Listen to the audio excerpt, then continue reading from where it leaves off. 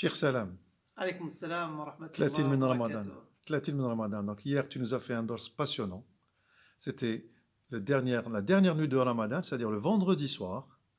Et aujourd'hui, cette nuit, ce n'est pas une nuit de Ramadan, je crois. C'est la nuit de l'Fitr, c'est la El nuit de la Fitr, fête. Farh. La nuit de la fête. Aujourd'hui, les jours, c'était les derniers jours du mois de Ramadan. Et ce soir, ça commence la nuit de l'Eid. C'est Allahu une Akbar. nuit de l'Eid. La fête démarre. Donc la fête, toujours on dit dans notre religion et dans notre culture que la nuit précède les jours. D'accord. Donc là, de la tombée du soleil aujourd'hui, on rentre dans la fête d'Eid al-Fitr. D'accord. Alhamdulillah, qu'Allah, نقول لكم عيدكم مبارك سعيد. Qu'Allah agrée vos actions et qu'Allah subhanahu wa ta'ala fait que cette Eid, Inch'Allah, se déroule bien, malgré les conditions du confinement, malgré les difficultés encore, même si le déconfinement a commencé, mais comme vous le savez, la mosquée est encore ouverte, est encore fermée officiellement. On essaie juste de faire le minimum pour maintenir en fait la flamme de dhikr, la flamme de l'évocation d'Allah subhanahu wa ta'ala. Et on vous envoie, Inch'Allah, aussi les vidéos de l'enregistrement. Le live, ici. le live sur Facebook demain, 8h45. Inch'Allah.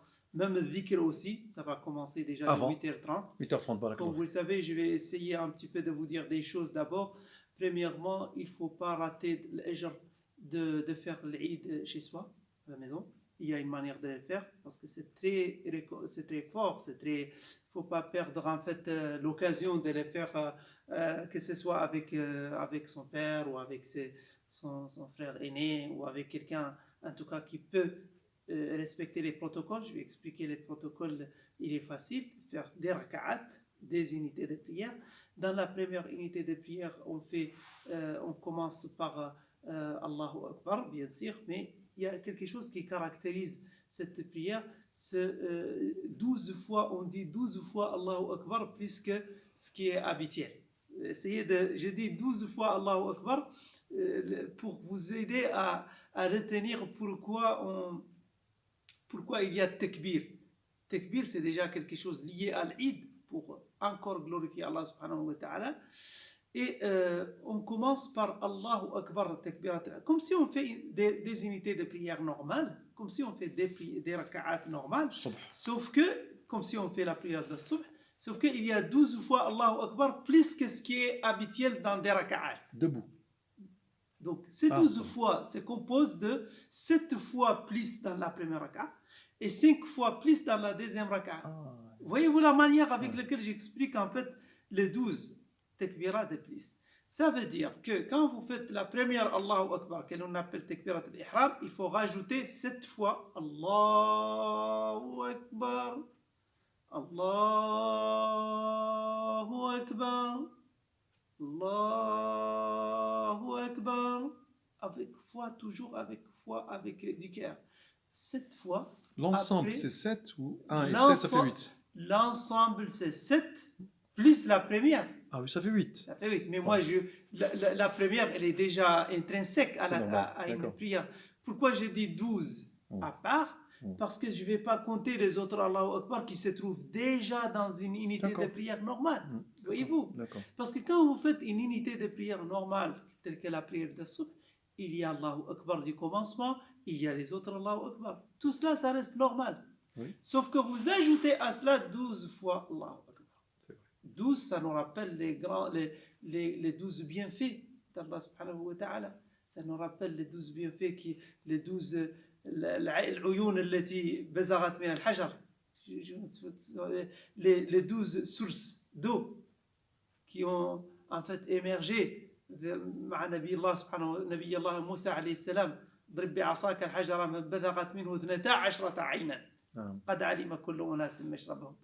Donc la manière de dire 12 fois, n'oubliez pas, c'est 7 fois Allahu Akbar qui s'ajoute dans la première raka'a et 5 fois Allahu Akbar qui s'ajoute dans la deuxième raka'a. Cela veut dire que c'est comme si vous faites votre prière de subh, sauf que dans la première raka'a, une fois que vous avez dit la première Allahu Akbar, vous ajoutez 7, après vous commencez le Fatiha et Surah, et continuez normal la première unité de prière, et puis dans la deuxième raka'a, quand vous relevez, il y a Allahu Akbar normal, mais vous ajoutez encore 5. Naam.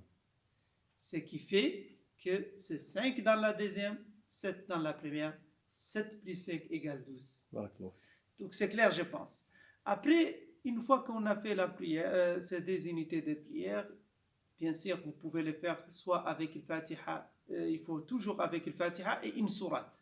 On peut le faire avec le Fatiha. Ce qui est conseillé, c'est de le faire avec la sourate al-Fatiha et puis sourate al-A'la. Sabbih isma rabbika al-A'la, الذي خلق فسوى, الذي قدر فهدى, والذي أخرج المرعى فجعله غثاء أحوى. Si on ne connaît pas cette sourate, on peut réciter une autre sourate. L'essentiel, c'est qu'il faut, dans chaque unité de prière, il faut qu'il y ait sourate al-Fatiha et une autre sourate. Une sourate courte, une sourate que vous mémorisez, et après, vous faites dua ensemble, au sein de la famille, qu'Allah subhanahu wa ta'ala apporte plus de bénédictions, plus d'agréments, qu'Allah agrée nos actions durant les mois de Ramadan et nous donne toujours, en fait, que le Eid soit le début d'une nouvelle ère, alhamdulillah, de bien, de santé, de prospérité pour vous et pour votre famille.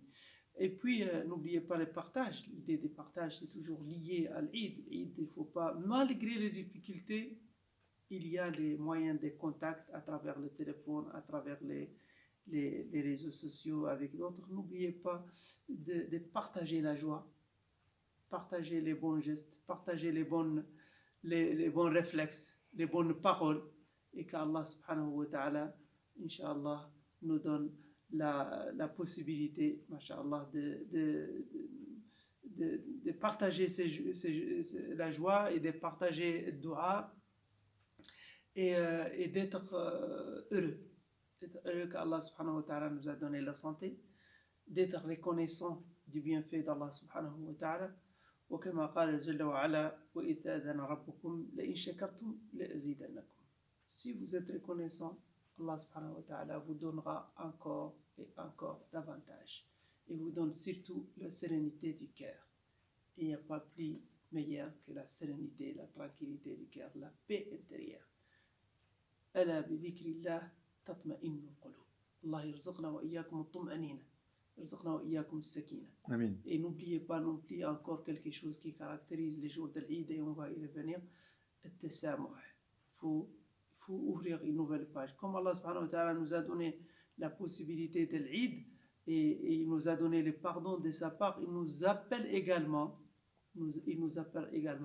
à pardonner les autres et ouvrir une nouvelle page à travers la bienveillance, à travers les pardons de notre entourage, de tous ceux avec qui probablement on a eu des manquements.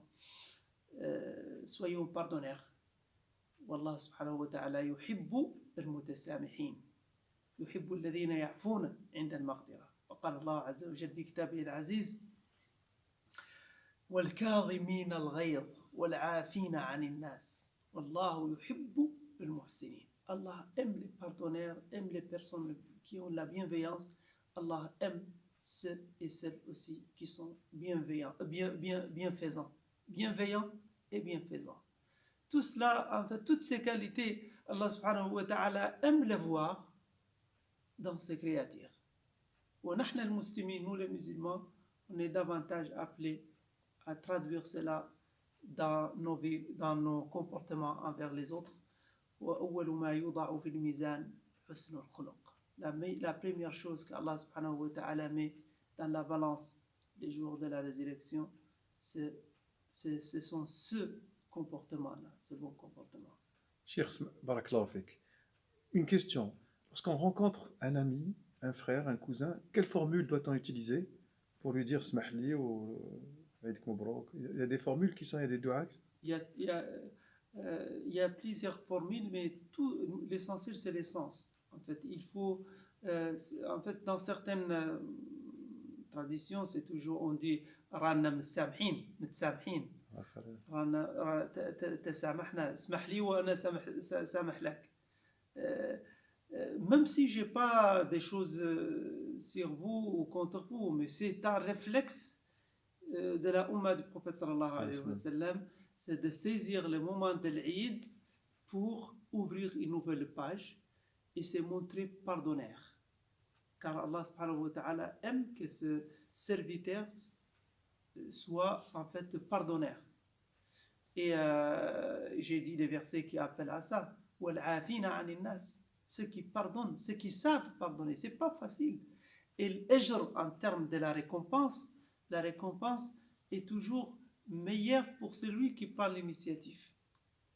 Parce que prendre l'initiative de pardonner, ça veut dire que vous vous attachez à Allah subhanahu wa ta'ala qui est plus grand de tout. Et quand on dit Allahu Akbar, c'est aussi pour renvoyer que les plus grands, les plus énormes, les plus merveilleux, c'est Allah subhanahu wa ta'ala. Et toute cette qualité de grandeur nous appelle à être grands au niveau de notre cœur. Et ceux qui sont grands au niveau de leur cœur, ils savent qu'est-ce que cela veut dire, la valeur du pardon. Barakallahu fikum, qu'Allah vous bénisse. Assalamu alaikum wa rahmatullahi wa barakatuh. وعيدكم مبارك. وعيدكم مبارك سعيد.